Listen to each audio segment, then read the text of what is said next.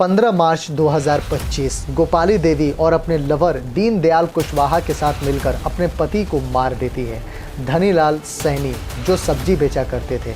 15 मार्च को उनका गला घोट दिया जाता है और उनकी बॉडी को जलाया जाता है सबूत मिटाने के लिए। 2015 के टाइम्स ऑफ इंडिया के आर्टिकल के अनुसार हर साल 90,000 से लेके 1 lakh cases dowry related file किए जाते हैं, जिसमें से 10,000 या उससे ज़्यादा केसेस फॉल्स साबित होते हैं। और ये केस यहीं तक नहीं रुका है, बल्कि बहुत सारे ऐसे केसेस हैं जिसको आप वीडियो में आगे देख सकते हैं। नोएडा में किसी गवर्नमेंट हॉस्पिटल का ये स्टिंग ऑपरेशन था, जहाँ पे 5 रुपए के सिक्के से महिला के बदन के ऊपर इंजरीज क्रिएट करी जाती थी और 5,000 या 10,000 रुपये लगते थे वो फेक इंजरीज बनाने के लिए। डॉक्टर्स खुद बनाते थे और उसके बाद वो रिपोर्ट देते थे और वो महिला वो रिपोर्ट ले जाके पुलिस स्टेशन में देती थी कि मेरे पति ने मुझे मारा है, और वो फिर पति को अरेस्ट कर लेते थे। तो ये मैंने एग्जाम्पल इसलिए यूज़ किया है क्योंकि लोगों को आमतौर पे इन बातों के ऊपर विश्वास होता ही नहीं है। मई 2003 में किशनगढ़ राजस्थान में बानस नदी के करीब पुलिस को एक लाश बरामद होती है, जो कि 2 हिस्सों में बटी हुई थी। जो धड़ था वो एक कुएं से मिलता है और जो सर था वो नदी के किनारे से मिलता है। बॉडी की हालत काफ़ी बिगड़ी हुई थी। सर को भी बुरी तरीके से जलाया गया था, लेकिन उसकी एक आंख बची हुई थी जिसके पास प्लेट वायर लगा हुआ था। इनिशियल जांच में पुलिस उस बॉडी को आइडेंटिफाई करने की कोशिश करती है, लेकिन कुछ पूछताछ में कुछ पता ही नहीं चलता है। बॉडी से कुछ दूरी पे एक प्लास्टिक की थैली पड़ी हुई मिलती है जिसमें कुछ कपड़े थे। पुलिस उन कपड़ों के फोटोग्राफ्स और जो आंखों के पास जो प्लेट थी उसकी डिटेल्स को बताते हुए पेपर में न्यूज़ निकलवाती है। तो नज़दीक के ही थाने में एक बूढ़े माँ बाप और एक लेडी आती है जिन्होंने अपने बेटे की लापता होने की बात बताई। माँ बाप तो घबराए हुए थे, लेकिन शुरुआत में लेडी बिल्कुल नॉर्मल लग रही थी।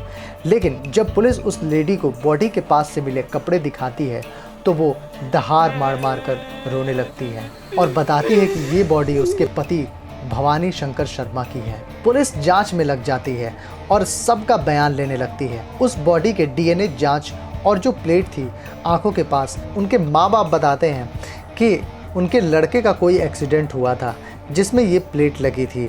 उसको कंफर्म करने के लिए डॉक्टर से पुलिस कांटेक्ट करती है, जिसमें डॉक्टर का कहना था कि ये प्लेट राजस्थान में सिर्फ 3 लोगों को लगी थी, जिसमें से डॉक्टर ने बाकी के 2 से तो कांटेक्ट किया, लेकिन जो तीसरा था उससे कांटेक्ट नहीं हो पाया और ये कंफर्म होगी कि ये जो बॉडी है वो भवानी शंकर शर्मा की ही बॉडी है। उसके बाद आगे पुलिस जांच में लग जाती है, जिसमें भवानी की वाइफ बताती है कि एक शाम को भवानी किसी काम से बाहर जाता है और उसके बाद वो लौटता ही नहीं है। पुलिस इस जांच को आगे बढ़ाते हुए उसके माँ बाप से भी पूछती है, जिसमें ये पता चलता है कि भवानी की वाइफ और भवानी में कुछ खास बनती नहीं है। पुलिस लड़की के सास ससुर से भी पूछताछ करती है, जिसमें ये पता चलता है कि भवानी और उसकी वाइफ की जो संबंध थे वो कुछ खास ठीक नहीं थे।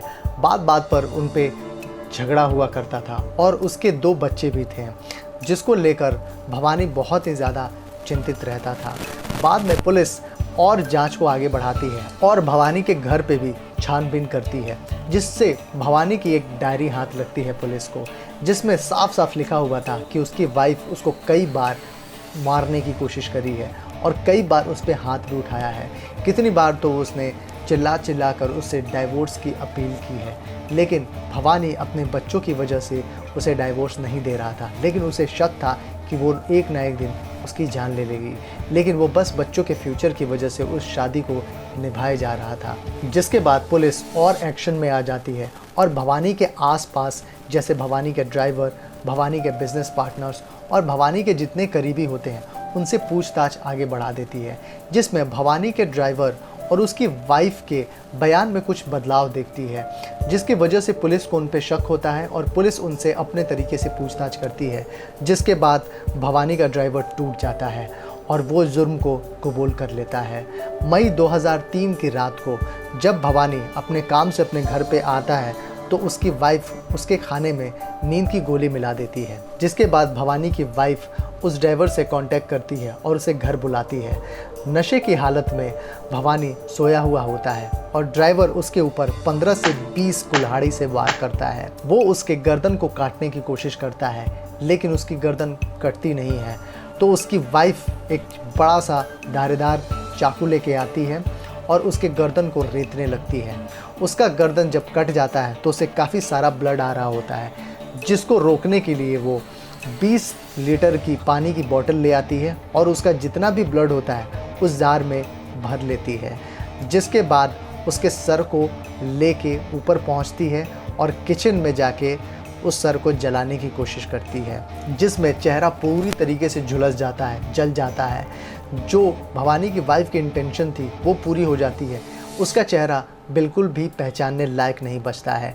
देन ये बॉडी को पैक करते हैं और ये बानस नदी के पास फेंकने के लिए पहुंच जाते हैं और इस बॉडी को 2 हिस्सों में फेंकते हैं।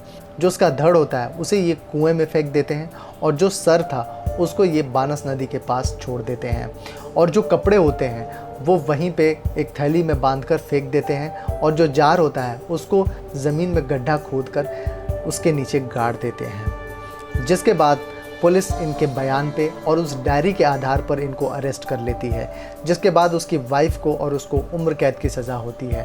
देन वो 2018 में जेल से रिहा होती है अपनी सज़ा को काट कर और उसके बाद अपने उन्हीं दोनों बच्चों पे केस करती है उस प्रॉपर्टी के लिए जिसको उसने बेरहमी से मार डाला अपने पति को, और उसकी प्रॉपर्टी के लिए अपने बच्चों से केस लड़ती है और आज भी 2025 में भी ये केस चल रहा है। जनवरी 16, 2025 में हैदराबाद में एक सिक्योरिटी गार्ड अपनी 35 साल की वाइफ वेंकट माधवी का मर्डर कर देता है अपने ही घर में, जो जिलालगुड़ा में स्थित है, और खुद ही मिसिंग की रिपोर्ट करवाता है, जिसमें पुलिस नोटिस करती है सीसीटीवी देख के कि वो घर से कहीं बाहर ही नहीं निकली है। ये देखने के बाद पुलिस अपने तरीके से गुरु मूर्ति से पूछताछ करती है, जिसमें वो टूट जाता है और बताता है कि अपनी वाइफ का मर्डर करके उसकी बॉडी को कई टुकड़ों में कट करता है और फिर उसको कुकर में पकाता है और चंदन लेक और उसके आसपास फेंक देता है। जिसके बाद पुलिस फॉरेंसिक एविडेंस के आधार पर इस केस को क्रैक कर लेती है। 15 मार्च 2025 गोपाली देवी और अपने लवर दीनदयाल कुशवाहा के साथ मिलकर अपने पति को मार देती है, धनीलाल सैनी, जो सब्जी बेचा करते थे। 15 मार्च को उनका गला घोट दिया जाता है और उनकी बॉडी को जलाया जाता है सबूत मिटाने के लिए। बचे कुचे अवशेष को लेके बाइक पे ये ठिकाने लगाने निकलते हैं, जिसमें वो सीसीटीवी में देखे जा सकते हैं।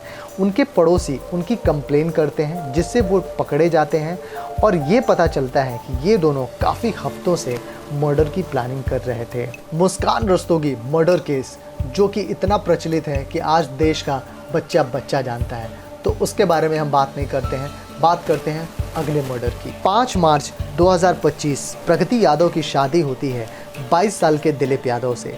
शादी के 15 दिन के बाद अपने लवर अनुराग के साथ मिलकर अपने पति का मर्डर करवा देती है। प्रगति यादव की फैमिली ये जानती है कि इसका रिलेशनशिप अनुराग के साथ 4 साल से था, फिर भी उसके मर्जी के खिलाफ उसकी शादी करती है। जिसके बाद वो अनुराग को बताती है। दिलीप काफ़ी पैसे वाला है और ये वादा करती है कि शादी के बाद उसका मर्डर कर दिया जाएगा। देन वो अनुराग को 1 लाख रुपए देती है। देन वो 2 लाख में राम जी नागर को हायर करता है कॉन्ट्रैक्ट किलिंग के लिए। 19 मार्च को दिलीप पर अटैक होता है जब वो अपने गेहूं के खेत में मौजूद था, तब उस पर वार होता है, जिसके बाद उसकी मौत हो जाती है। पुलिस प्रगति, अनुराग और राम जी को अरेस्ट कर लेती है खून के निशान से और कन्फेशन के आधार पर। मैंने जितनी भी स्टोरी सुनाई है वो बहुत पहले की नहीं है। जो शुरुआत में मैंने आपको स्टोरी सुनाई है वो 2003 की है, लेकिन उसके अलावा जितनी भी स्टोरीज़ हैं वो सब रिसेंट की हैं और 2003 से लेकर अभी तक भी बहुत सारी स्टोरीज़ हैं जो ऐसी घटी हुई हैं। लेकिन 2024 और 25 में तो ऐसा लग रहा है कि इन स्टोरीज़ की भरमार हो रखी है और ये केस यहीं तक नहीं रुका है, बल्कि बहुत सारे ऐसे केसेस हैं जिसको आप वीडियो में आगे देख सकते हैं। यहाँ भिवानी जिले में पत्नी के सर पर यूट्यूब और इंस्टा पर रील बनाने का ऐसा जुनून सवार हुआ कि उसने अपने यूट्यूबर प्रेमी के साथ मिलकर पति की गला घोंटकर हत्या कर दी। ड्रम याद है? याद है ड्रम याद है। जब तक आप लोगों को ये वीडियो मिलेगा मैं इस दुनिया से जा चुका हूँ। जैसा कि आपने वीडियो में देखा कि ये मर्डर्स यहीं तक नहीं रुके हैं, बल्कि ऐसे केसेस रोज़ रोज़ आते ही जा रहे हैं। आखिर इसका सॉल्यूशन क्या है और आखिर इसके डेटा क्या है? क्या एनसीआरबी इस डेटा को रिकॉर्ड करती है? आगे देखते हैं। एनसीआरबी के डेटा के हिसाब से देखें तो जो कि 22 तक की है, उसके आगे की जो डेटा है वो एक एस्टिमेटेड डेटा है। एनसीआरबी के डेटा के हिसाब से टोटल जो सुसाइड हुए हैं 2022 में वो हुए हैं 1,70,924, जिसमें मेल सुसाइड्स हुए हैं 1,22,060, यानी कि 71.4% टोटल का, जिसमें फीमेल की सुसाइड्स रेट्स हैं 28.6%, यानी कि 48,864। जो मैरिज रिलेटेड सुसाइड्स हुए हैं वो हुए हैं 4.3%, यानी कि 7,368। इसमें मेन ने सुसाइड किया है 3.28%, यानी 4,032, और जो फीमेल ने सुसाइड किया है वो है 4,656, यानी 9.66%।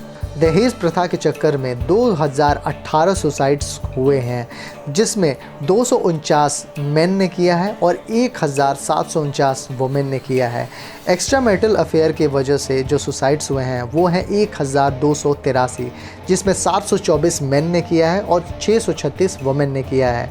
डाइवोर्स जो हुए हैं उसके चलते हुए हैं 596, जिसमें 287 मेन ने किया है और 264 वुमेन ने किया है। 2016 से 2020 का जो एनसीआरबी का डेटा है उसके हिसाब से 37,591 टोटल सुसाइड्स हुए हैं, जिसमें मेन ने 16,021 किए हैं और वुमेन ने किया है 21,570। यानी अगर हम एवरेज देखें तो हर साल 3,204 मेन सुसाइड कर लेते हैं मैरिज रिलेटेड इश्यूज़ की वजह से। 2022 में दीपिका नारायण भारद्वाज की रिपोर्ट के अनुसार, जो कि न्यूज़ रिपोर्ट्स पे बेस्ड है, 271 हस्बैंड्स मारे गए हैं अपनी वाइफ के द्वारा 2022 में, जिसमें से 218 केसेस थे वो एक्स्ट्रा मैरिटल अफेयर्स के थे। अगर हम एनसीआरबी के डेटा के रिपोर्ट के अनुसार देखें तो 1054 केसेस रिपोर्ट्स हुए हैं, जिसमें ये अक्यूज़ किया गया है कि वाइफ्स ने हस्बैंड का मर्डर किया है। वही अगर हम 2021 का डेटा देखें तो 1021 केसेस ऐसे हुए हैं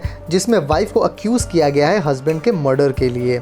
वही अगर हम 2020 में देखें तो उसमें 987 केसेस हुए हैं, जिसमें से अक्यूज़ किया गया है वाइफ को हस्बैंड के मर्डर के लिए। अब आते हैं दहेज प्रथा के केस के कारण। 2022 में अगर हम एनसीआरबी की रिपोर्ट को देखें तो 13,479 केसेस फाइल हुए हैं दहेज प्रथा का, जिसमें से 356 केसेस को ये बोल के फाइनल रिपोर्ट दे के क्लोज़ किया गया है कि वो फॉल्स केसेस थे, यानी 2.6% केसेस जो हैं वो फॉल्स थे। 2021 के रिपोर्ट के अनुसार 21,287 केसेस फाइल हुए हैं, जिसमें से 418 केसेस को फॉल्स बोलकर क्लोज़ किया गया है।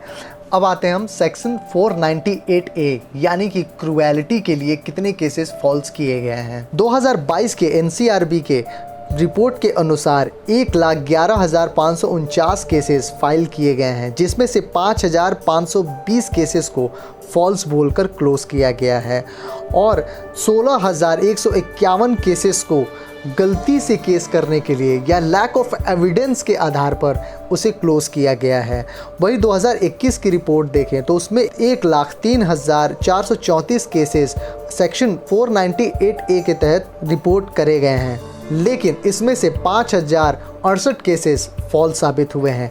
2020 में 1,11,549 केसेस फाइल हुए हैं, जिसमें से 5,520 केसेस फॉल्स साबित हुए हैं। 2015 के टाइम्स ऑफ इंडिया के आर्टिकल के अनुसार हर साल 90,000 से लेके 1 lakh cases dowry related file किए जाते हैं, जिसमें से 10,000 या उससे ज़्यादा केसेस फॉल्स साबित होते हैं। अगर 2014 के द हिंदू के आर्टिकल की माने तो 80% जो केसेस होते हैं वो फॉल्स ही होते हैं। यहाँ पर ध्यान देने वाली बात ये है कि आप बोलेंगे कि आपने जो डेटा दिया है उसमें तो जो सुसाइड्स केसेस हैं या फिर जो वाइफ्स जो हस्बैंड के द्वारा मारी गई हैं उनकी रेट जो है वो ज़्यादा है, तो वो इस वजह से है क्योंकि जो एनसीआरबी का जो डेटा होता है वो कैसे कलेक्ट करती है। अगर कोई हस्बैंड मारा जाता है अपनी वाइफ के द्वारा तो उसकी रिपोर्ट 302 यानी कि आम मर्डर्स में ही इंक्लूड होती है, लेकिन वही अगर वाइफ का मर्डर होता है किसी भी मैरिज रिलेटेड इशू का तो उसे या तो डाउरी एक्ट या फिर सेक्शन 498A के रूप में उसे मेंशन किया जाता है और उनका रिकॉर्ड रखा जाता है। लेकिन मेंस में ऐसी कोई बात नहीं है। जितने भी मैंने रिपोर्ट्स बताई हैं वो न्यूज़ से रिलेटेड रिपोर्ट्स हैं। हो सकता है कि जो रियल केसेस हों वो उससे बहुत ज़्यादा हों, क्योंकि एनसीआरबी जो है वो हस्बैंड्स के डेटा को तो वो कलेक्ट ही नहीं करती है। जो वाइफ्स हैं वो कितनी मारी गई हैं, कितनी प्रताड़ित हैं या किस तरीके से उन पे अत्याचार हो रहा है, सिर्फ उन्हीं का डेटा एनसीआरबी कलेक्ट करती है और उसी के लिए उन्होंने स्पेशल सेक्शन बना रखा है। लेकिन अगर वही हस्बैंड मारे जाते हैं तो उसको आम यानी 302 के तहत ही उसे मेंशन किया जाता है। इसी वजह से हमारे पास जो भी डेटा है वो न्यूज़ रिलेटेड डेटा है, उसमें कोई भी एक्यूरेट डेटा नहीं है कि कितने हस्बैंड्स हर साल मारे जाते हैं। जो भी मैंने आपको डेटा दिया है वो न्यूज़ से रिलेटेड डेटा है और ये केसेस अभी तक रुके नहीं हैं। अगर आप ऊपर से ही अगर आप न्यूज़ को उठा लें, अगर आप 2025 के ही रिपोर्ट्स को आप उठा लें तो आप इजीली आप आइडेंटिफाई कर पाएंगे कि कितने लोग मारे गए हैं अपनी वाइफ्स के द्वारा और कितनी वाइफ्स मारी गई हैं अपने हस्बैंड्स के द्वारा। कुछ रिपोर्ट्स तो मैंने आपके सामने ही रख दी है और मैं ये नहीं कह रहा कि जो भी डाउरी रिलेटेड केसेस होते हैं वो फॉल्स ही होते हैं, लेकिन अगर हम रिपोर्ट्स की माने, एनसीआरबी के रिपोर्ट्स की ही माने, तो जो जेन्युइन जो 80% जो महिलाएं हैं जो वाकई में अत्याचार सह रही हैं वो तो केसेस रिपोर्ट भी नहीं करती हैं और जो जितने भी मैक्सिमम केसेस होते हैं वो सिर्फ उसका गलत फ़ायदा उठाने के लिए किए जाते हैं। और लेकिन सरकार इसमें बहुत सारे सुधार धीरे धीरे लेके आ रही है और हस्बैंड्स के लिए भी इसमें बहुत सारी रियायतें आने वाले दिन में बरती जाएंगी और बहुत सारे ऐसे पिटिशन्स हैं जिसको सुप्रीम कोर्ट में ऑलरेडी डाला गया है। आई होप कि ये वीडियो आपको इन्फॉर्मेटिव लगी होगी। अगर ये वीडियो आपको अच्छी लगी तो इस वीडियो को लाइक करें, शेयर करें, सब्सक्राइब करें और बेल आइकन ज़रूर दबाएं ताकि हमारे आने वाली जितनी भी वीडियो हैं वो सबसे पहले आपको विजिबल हो। और हम मिलते हैं किसी अगले वीडियो में। तब तक के लिए this is Ujjwal Aakash signing out until we meet again.